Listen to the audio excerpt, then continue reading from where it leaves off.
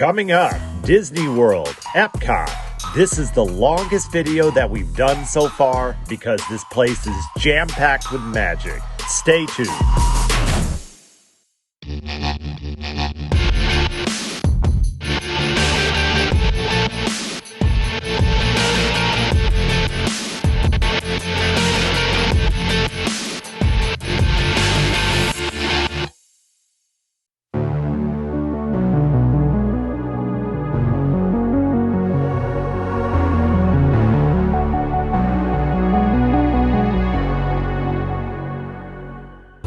Good morning, everyone. This is Trey from Midwest Day Trips here in Orlando, Florida at Epcot. A little bit rainy right now, but so what? Gonna check this place out. Come day tripping with us. I'm floating through outer space. I'm lost and I can't find a way. At the front of Epcot, you have Spaceship Earth, this big golf ball looking sphere that you can see from almost any spot in the park. This is a dark ride, and it symbolizes this park well. This is edutainment. One part retrofuturism, the other part educational. This ride is about the story of humanity and the pursuit of information, starting with drawings of walls on caves, all the way to the advent of the internet.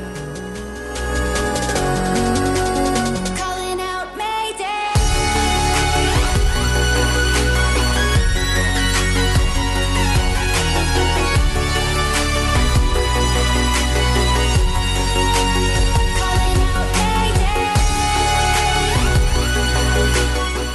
These are animatronic robots acting out these roles.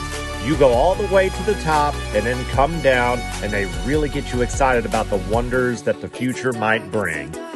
Here in space. And it's been so long since I've seen a face. My eyes are shut, but I can see the void between you and me.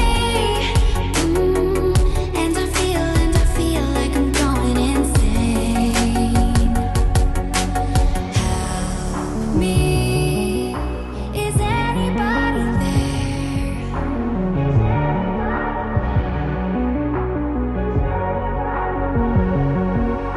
Save me. I'm running out of air.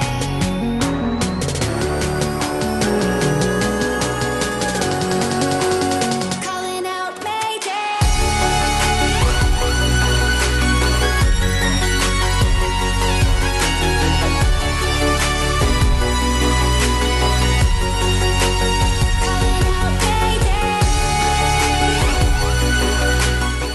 We visited during the International Flower and Garden Festival. We will see a lot of flowers and character-based topiaries throughout this video. Our visit to Epcot was actually split into 2 days in an effort to see everything. Good thing too, because Epcot is over twice as big as Magic Kingdom. They're coming close. At the Imagination Pavilion, you have Journey into Imagination with Figment. It's another dark ride, and it's a classic. If you go into this ride not knowing who Figment is, you'll leave being very familiar with him. Classic storytelling.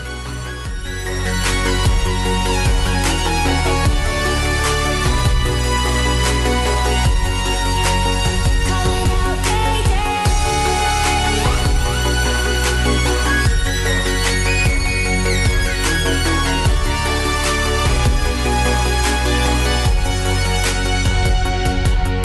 Save me. Figment is such a fun character, and he plays well with our host, Dr. Nigel Channing, played by Eric Idle. You might recognize him from Monty Python.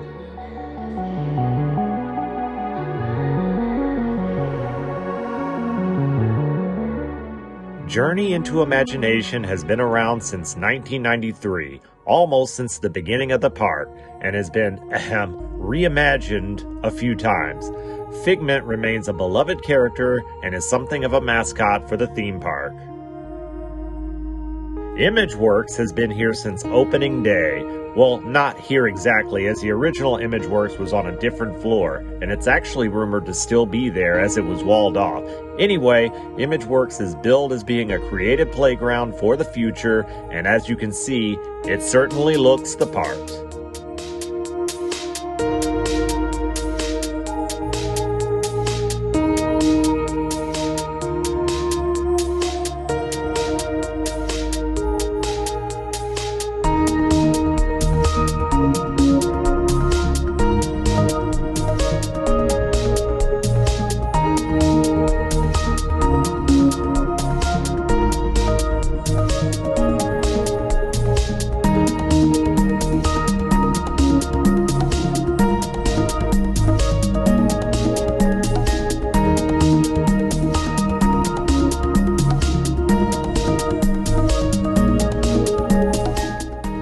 There's also familiar characters hanging out in Epcot, and we enjoyed a chance to sit down and watch the Disney and Pixar short films.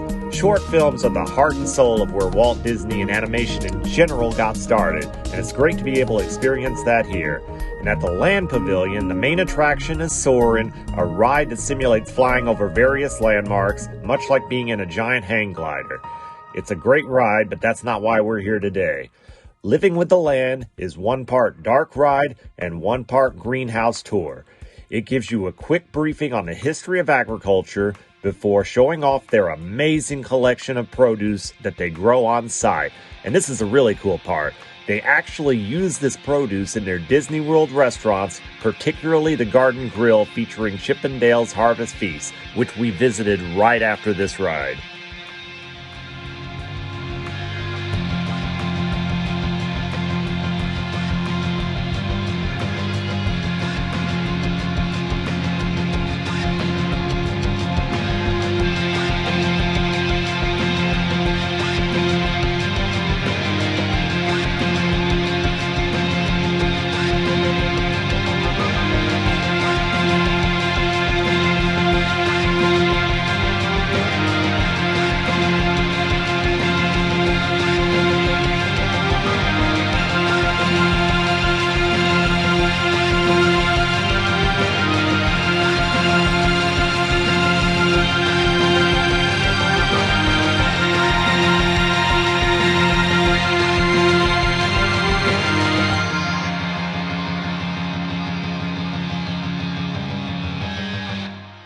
Stay tuned to a future video where we talk more about the Garden Grill, but I'll say this much, it was awesome.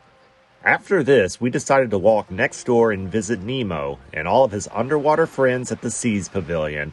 This is actually considered the second largest aquarium in the United States with 5.7 million gallons of water.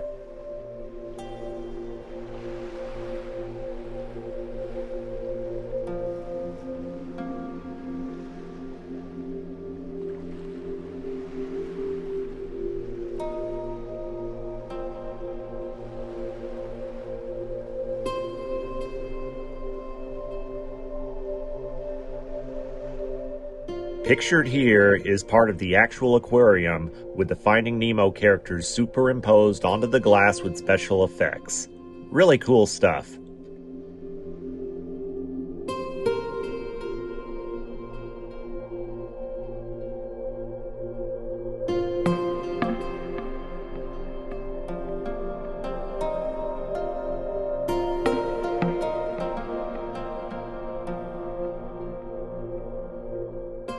Turtle Talk with Crush is similar to the Monsters Inc. Laugh Factory in Magic Kingdom. Kids can actually talk to a cartoon character in real time. Hey, Crush, watch out for the glass. Yeah, thanks for the heads up there, Hanky. What you name, dude? Cassidy Sweet. Cassidy, what is your question? How long can turtles stay underwater? Normally I hold my breath like 15 or 20 minutes. Can hold it for up to an hour when I'm active. When I'm sleeping, I can hold my breath for like 5 hours. It's good. It helps prevent some bad things. 150 and still young. How old are you? 8. Sweet. That's not too long ago. Welcome to the world, dude. Oh, she worked here. I Again, this technology blows my mind, and this attraction debuted 19 years ago in 2004. Definitely a good attraction to take your kids to. And here is the sea base where you can view the aquarium. And the part that I think is cool is you can watch people do Epcot Dive Quest, a scuba diving experience. And it's really interesting seeing the sea life and the human scuba divers at the same time.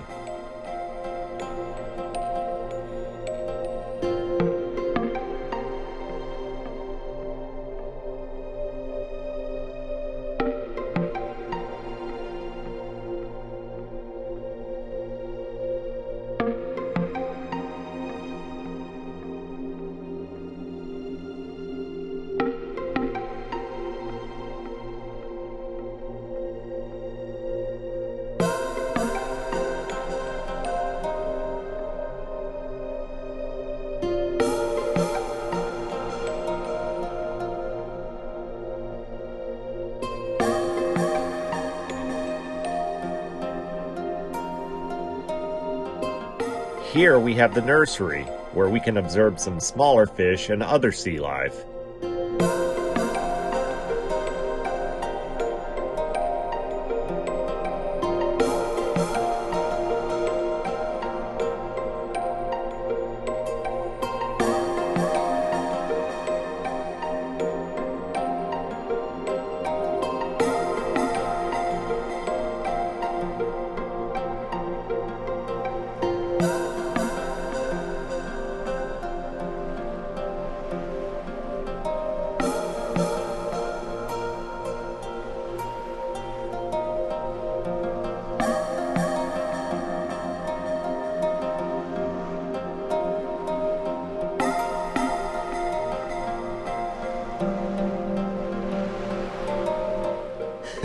Watch this one hit the glass. Too funny. I'm sure it happens all the time.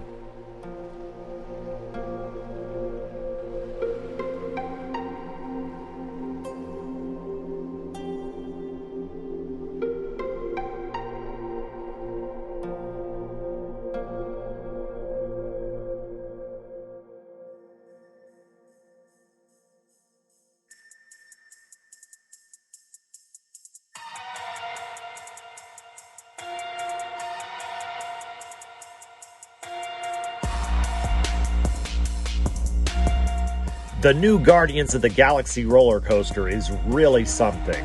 Unfortunately, they don't allow cameras on this ride, and for good reason because the ride is pretty intense.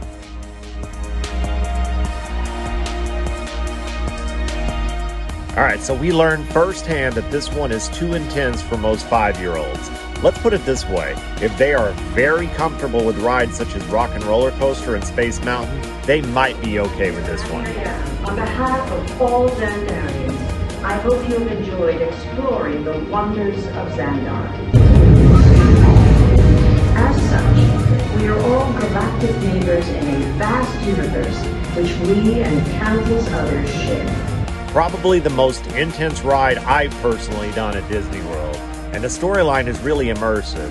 I'll be honest, the ride feels a little out of place at Epcot, and probably would have fit in better at Hollywood Studios, but I'm not complaining.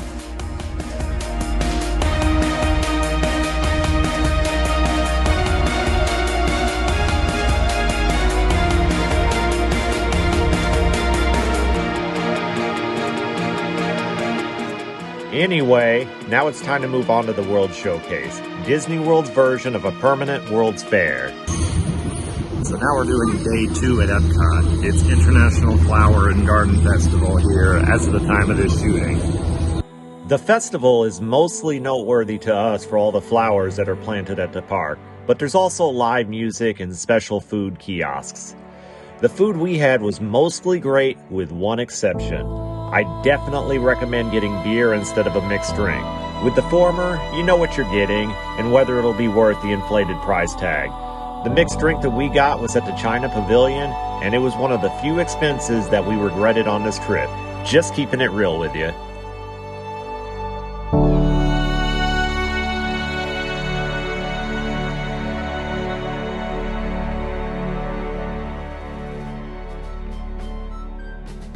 America first.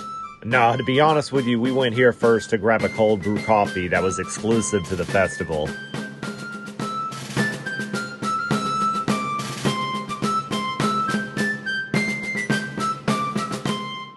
And here it is, the key lime cold brew. And it was not convenient at all, seeing as how we had to walk through 3 countries to get here, so it had better be good. Verdict? It's good. I have to tell you, it's the little things that make Disney World magical to me, like having a globe sitting out that you can actually touch. Engaging all of the senses makes for a truly immersive experience, especially for the little ones. I feel like it's the culmination of all the little things that makes Disney World truly one of a kind. I don't think it's any one major factor, and the edutainment does not stop at Epcot. Why visit the America Pavilion? Because America has culture. A lot of it, that's why. But you know who else has culture? Italy, your destination for fine wines, pizza, and gelato. So I imagine that the World Showcase here at Epcot today resembles quite a bit what Walt Disney's vision for Epcot would have been, at least the World's Fair part. Walt Disney really wanted a World's Fair here, and I'm glad that it came to fruition because I love the World Showcase. I appreciate the message of unity and love. What I love about the World Showcase is just all the different cultures being represented, all the different countries. And when you speak to the cast members, they are from that specific country. They greet you in their native language. So much culture crammed into one half of a theme park.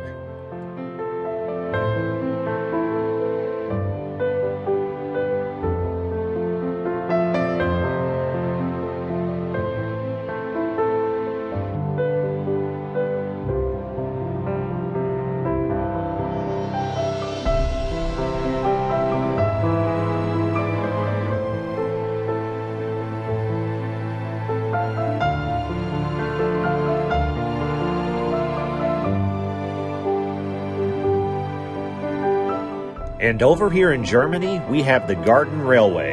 Apparently, they used to have a miniature train store here too. This exhibit first appeared in 1995 and is super fun to look at. We were actually over here for quite a while, and even stopped again later in the day for another lengthy visit. Fun little spot.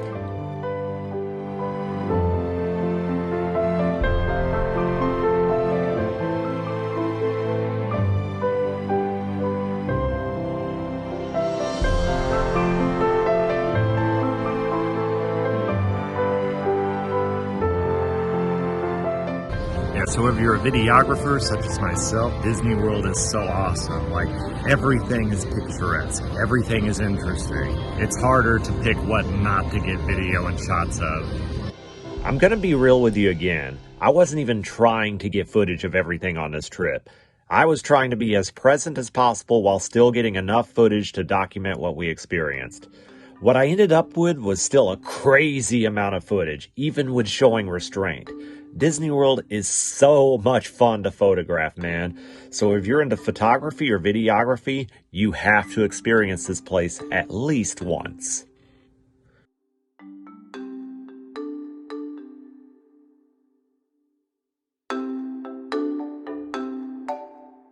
At the middle of the Venn diagram of Disney, German culture, and Christmas decorations, we have this store. Definitely get yourself something from the Christmas store before you leave. We got ourselves a cool glass tree topper. The KitKat stations are a nice little activity for the kids to visit each country and get a coloring sheet and a sticker.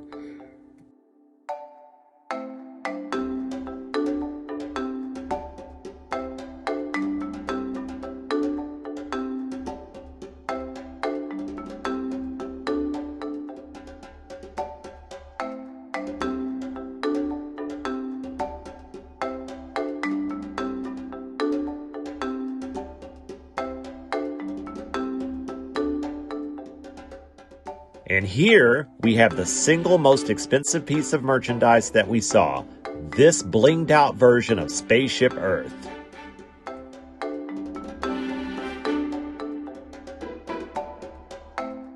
You know, some people just walk around with too much money. Disney is doing a great service by taking some of that heavy capital off of their hands.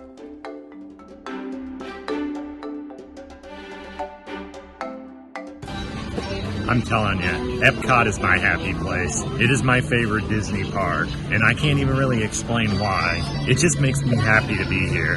I think part of the reason is the large open spaces compared to the other parks, as well as the general aesthetic. I love the spirit of culture and education. They also have places for your service animals to relieve themselves all over the place. Let me rephrase that. All over the place, there are places for their service animals to relieve themselves. They're very well hidden. You will never find them unless you're looking for them. There is no African pavilion, but Africa does make an appearance here in the World Showcase in the form of the Outpost. Sponsored by Coca-Cola, which is also culturally relevant, this was a placeholder for an equatorial Africa pavilion, which would have represented Kenya, Senegal, and Ivory Coast. Alas, that never came to be. We picked up some pineapple with tahine, as well as a beer for myself. Can't come to Epcot without getting a beer. That's good. I don't want to undersell it. That Juice Jolt IPA really hit the spot. Like I said, later on, we had a mixed drink from the China Pavilion that completely missed the spot. Stick with wine and beer. You'll be fine. You'll have your cheer. And speaking of China, here we are.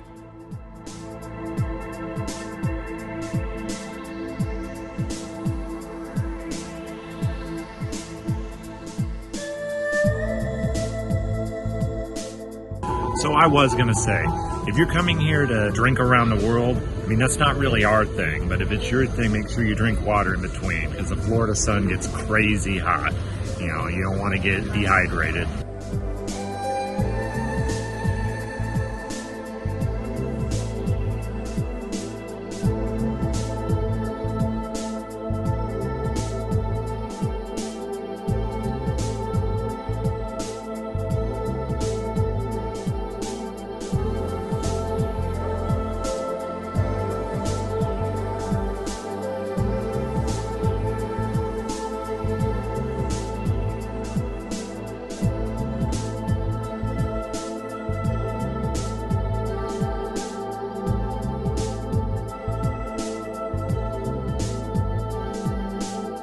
We did a whole video on the Lucky Cat Museum in Cincinnati, Ohio, and I'll leave a link in the description for you to check that out.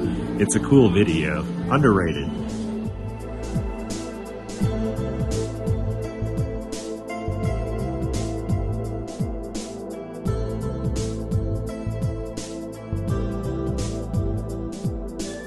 Capitalism is alive and well at the China Pavilion, which is very appropriate. You can buy all sorts of trinkets and snacks here. We also picked up some Chinese takeout, which included a crab rangoon and a spring roll.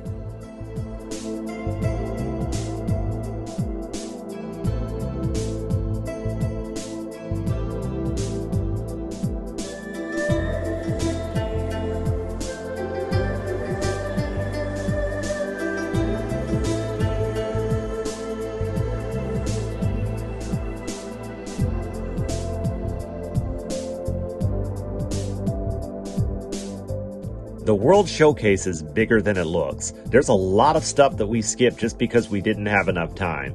You can easily spend a few hours at each of these pavilions if you're leisurely enough about it.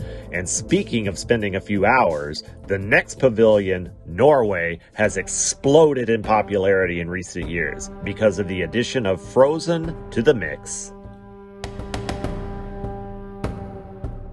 So now we're in Norway, and this troll over here is a remnant of the old ride called Maelstrom, which became Frozen Ever After, but they keep the troll here, I guess, to remember what used to be. We rode Maelstrom during our last visit 10 years ago. We enjoyed it. Having been there then, and having been there now, we can confirm that Norway has a much different vibe than it used to. It's much busier now, and with the inclusion of Frozen, there's a more feminine vibe to the place. I think it's cool to give Frozen a home at Epcot, but where's the Viking love from Disney? I'd love to see them do something like How to Train Your Dragon. Something action-packed, warrior-based.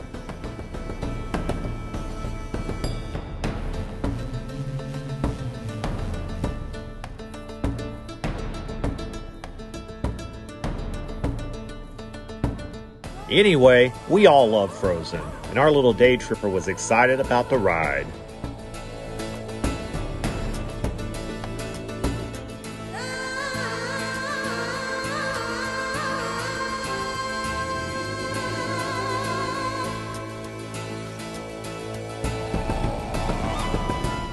So this is definitely a lot more busier than 10 years ago. The thing to remember is that this is not a grand ride. Maelstrom was originally a fun little ride that they originally put here to liven the place up.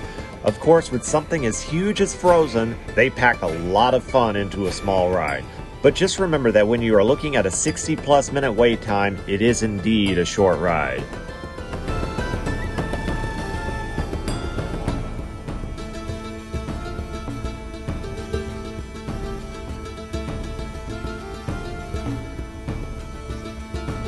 We're not putting the audio in this video, but it features some of your kids' favorite songs from the movie. It's age appropriate for all but the most sensitive of children.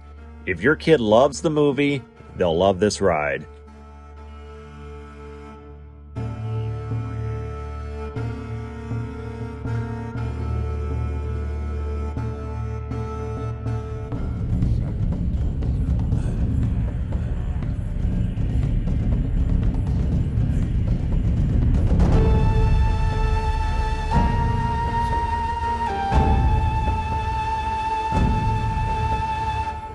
While in Norway, don't forget to stop and grab one of their signature snacks. It's called school bread. It's a sweet bread roll injected with vanilla pudding and topped with toasted coconut. It's based on a classic Norwegian snack, and it's a popular snack amongst Epcot aficionados. It's sweet, but not too sweet. Our 5-year-old loved it.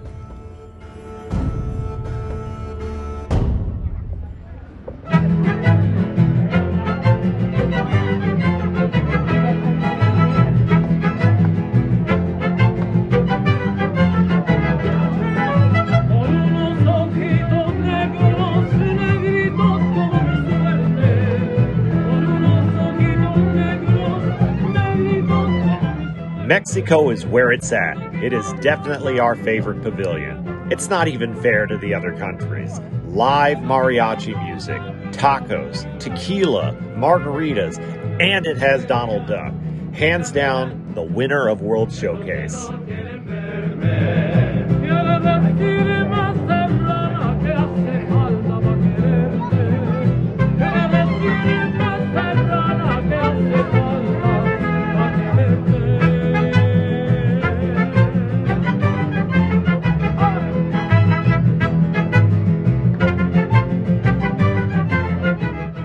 The majority of the pavilion is indoors, so not only is it the coolest country, but it's also the coolest, you know what I mean?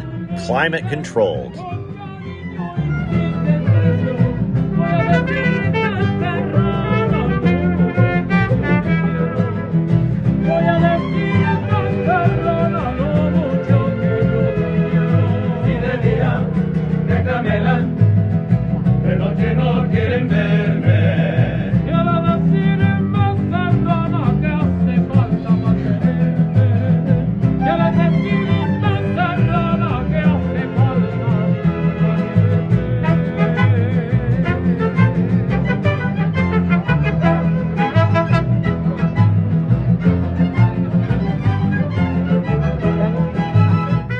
As I said, Mexico is where Donald Duck lives. This is because he's a part of the Three Caballeros. The Grand Fiesta Tour starring the Three Caballeros is one of my favorite rides because it's based on one of my favorite movies. It's a full-length movie starring Donald Duck with a central premise. Best friends don't have to come from the same country. Donald is from America, Jose is from Brazil, and Panchito is from Mexico. This movie is a love letter to all things Latin America, and this was before Walt Disney started pandering to different cultures. This is from when Walt Disney honored different cultures. This boat ride used to be called El Rio del Tiempo and was about the history of Mexico. The funny thing is that the actual ride was changed very little. They more or less just inserted these characters into an existing ride and called it a day. You know, whatever, I'll take what I can get. I'm just happy to see this movie represented.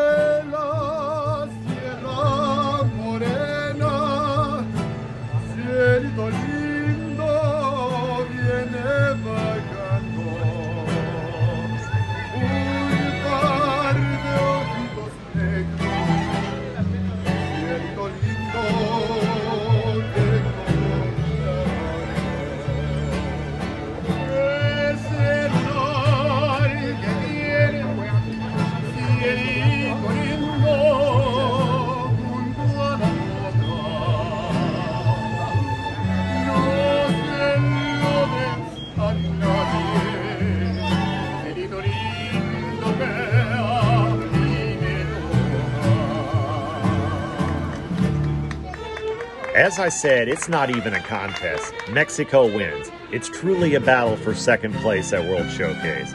The best part, it's on the edge of World Showcase, so it's easy to get to.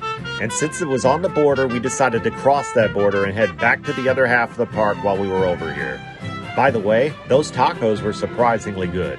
Very solid street tacos considering that we're at a theme park.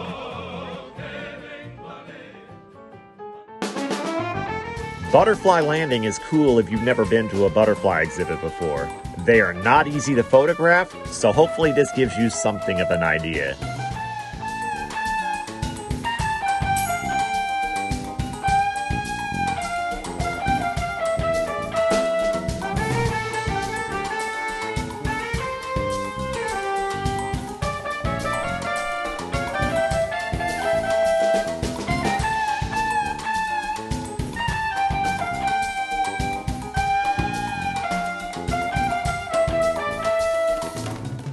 At Epcot, there are ample opportunities to learn new things. It's a cool park just to walk around and take everything in.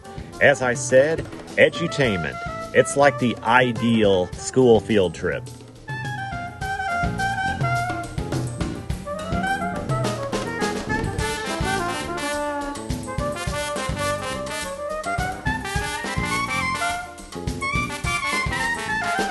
Club Cool is an Epcot fixture. It's in a new location since last time we were here, but it's basically a Coca-Cola store with free samples from Coke products all around the world. The most notorious one is the Beverly, which seems to be a take on an Italian soft drink called Kinoto. The best description I've ever heard is that it tastes like an orange soda that's been filtered through an old gym sock. It's a Disney rite of passage to drink the Beverly, and we had our little day tripper do it. He was not a fan of it, by the way. I mean, I like all sorts of bitter things, but to me the Beverly isn't that bad. I'm not saying I would drink it for fun, though. Whoa! With the sun setting and wild birds trying to kill me, finishing out the World Showcase was beginning to look doubtful, so it was at this point that we decided to pick up the pace, but not before stopping in Germany again and picking up a bag of caramel corn. This store is a love letter to all things caramel and is definitely on my list of top 3 snack spots in the park. This is house-made caramel corn, by the way. So good. Get an extra one to take home. All right, I got my caramel corn. It's an essential souvenir for me. Honestly, I wish I'd gotten 2 to take home. That bag didn't last very long. Good stuff. Highly recommended.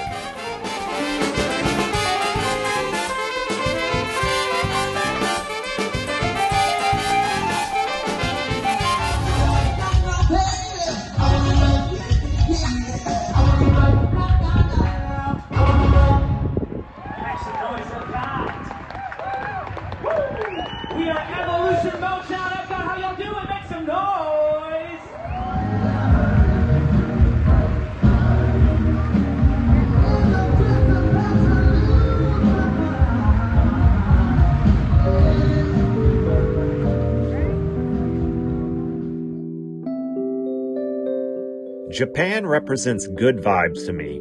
Visiting the Japan Pavilion is like a big warm hug. It seems like they've really distilled all of the best things about Japanese culture. Even the lady at the KidCot station was super friendly and gave our little one a personalized greeting and wrote his name in Japanese for him. These are the little things that I was talking about earlier, the little things that truly make it magical.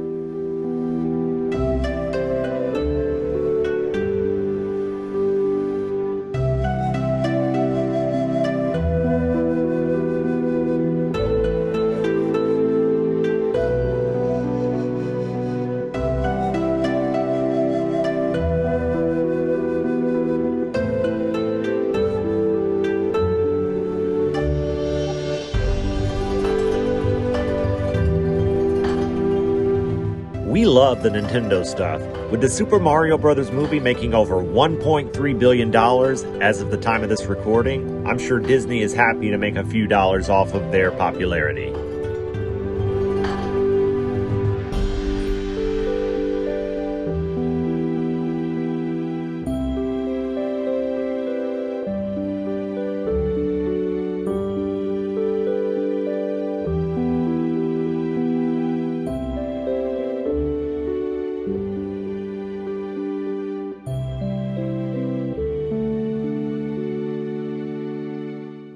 After leaving Japan, we are transported to the Middle East.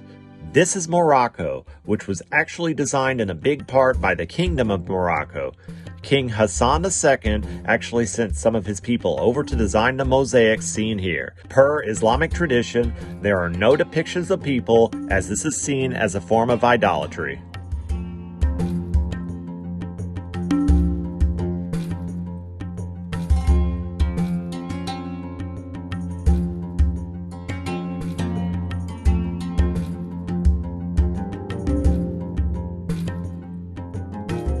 Sadly, once again, Morocco gets the short end of the stick from us. We just plain old ran out of time. Maybe next time we'll go here first because we think that this pavilion is absolutely beautiful and worthy of a lengthy stay. Anyway, in France, everything feels classy and upscale. It is so beautiful right now here in Epcot, but it's so nice right now and it's comfortable. We have a nice breeze. Orlando gets brutally hot in the daytime, but that is contrasted by some of the nicest weather you can imagine once the sun sets. We got a pretty good kick out of these macaron mouse ears too. France is also a good place to stop and get a creme brulee if that's what you're into.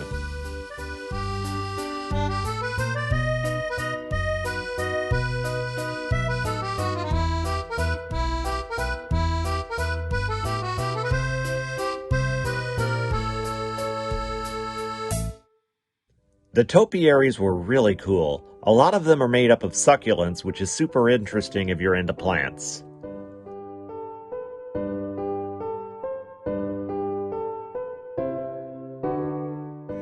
We're now in the UK Pavilion checking out the English Tea Garden, which is a self-guided tour about how tea is grown and manufactured. We were pretty content just to photograph the garden as it is, though.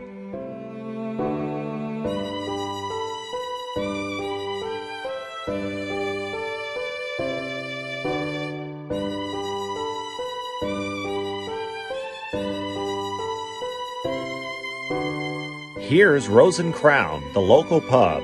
They also offer quick service fish and chips, which we enjoyed during the fireworks show later. And at this shop, you can get your tea fix. I've never been to the UK before, but it looks pretty legit to me.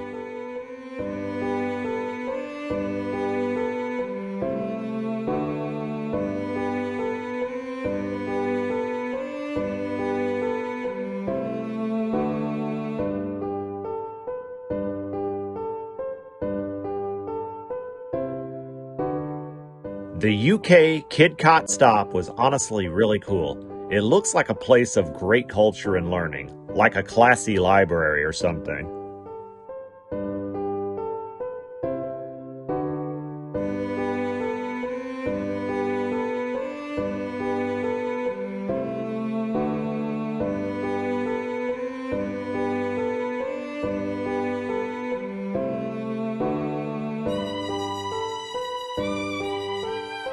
And now, with the sun setting in the background, we are arriving at our 11th and final country. This is Canada, the Great White North. This pavilion is actually kind of easy to miss as it's a little bit tucked away, but a visit here will have you loving and appreciating this beautiful country.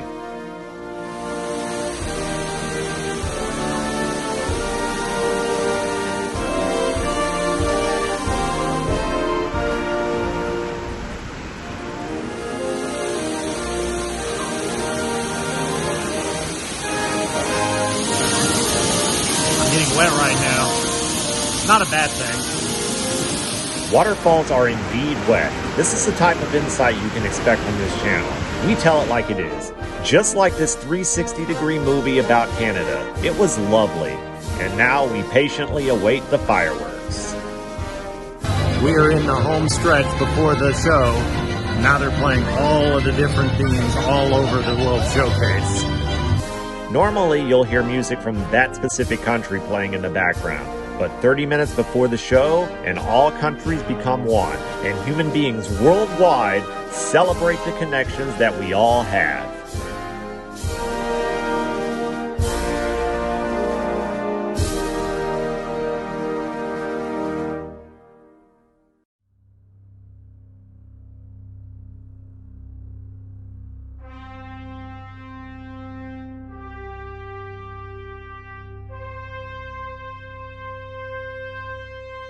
Oops, I almost forgot something. Almost did the whole trip without getting a Dole Whip. That would have been a bad mistake.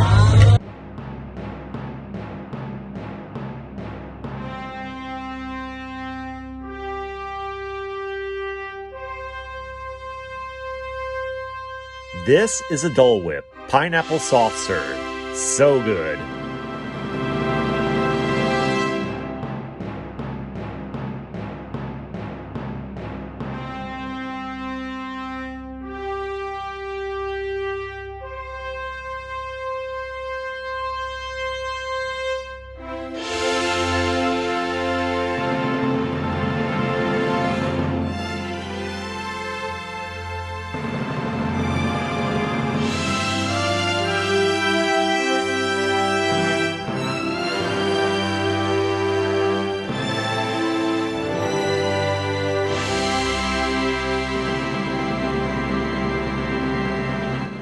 I'm gonna be honest with you, the show was over pretty quickly. I guess that this is a transitional show, as they got rid of their old show, but haven't debuted their new show yet. Whatevs, it was still good. And a lovely end to our Disney trip. I am so glad that we went. Alright, quite possibly one of our favorite places on the planet to be. Anyway, that's going to do it for today. Thank you for watching. Don't forget to like and subscribe. Check back all the time for new content. Take care, everyone.